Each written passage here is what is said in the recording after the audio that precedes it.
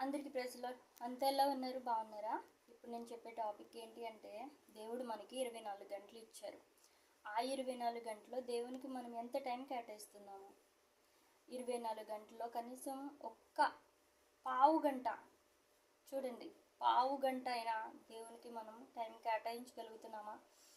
తండ్రి, 24 గంటలు మీరు మాకు ఇచ్చారు కదా ప్రభువా, ఆ 24 గంటల్లో కనీసం ఒక్క పావు గంట కేటాయించి కృతజ్ఞత తెలుపుకోగలుగుతున్నామా?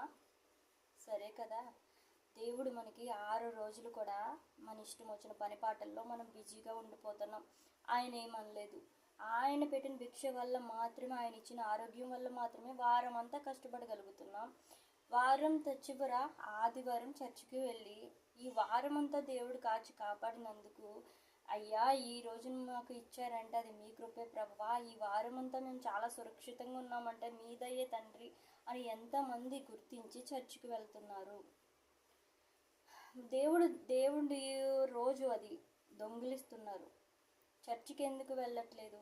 దేవుడు పెట్టిన భిక్షతో కదా మనం ఇంత ఇలా బ్రతుకుతున్నామంటే, దేవుడు ఇచ్చిన ఆరోగ్యం వల్లే కదా మనం ఇలా ఉన్నామంటే, అది ఎందుకు గుర్తించలేకపోతున్నాము? దేవుడిని కూడా పక్కన పెట్టేసి మన పని పాటల్లో బిజీ అయిపోయేంత రేంజ్కి ఎదిగిపోయాం మనం. దేవుడు చాలా బాధపడుతూ ఉంటారు.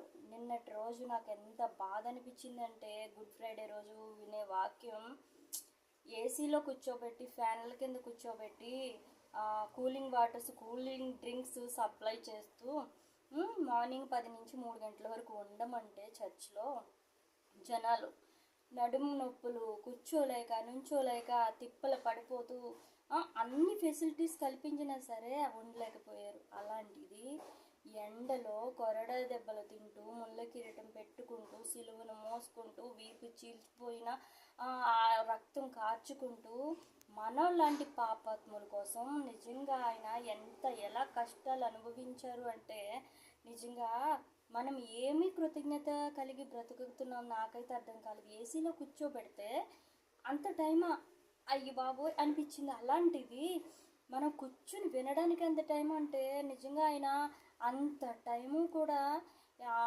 అంత పనిష్మెంటే.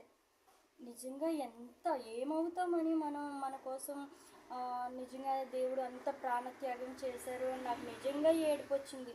అంత బాధ అనిపించింది. మన రిలేటివ్సే, మన కడుపున పుట్టిన పిల్లలే మనకేమీ చేయలేరు కదా.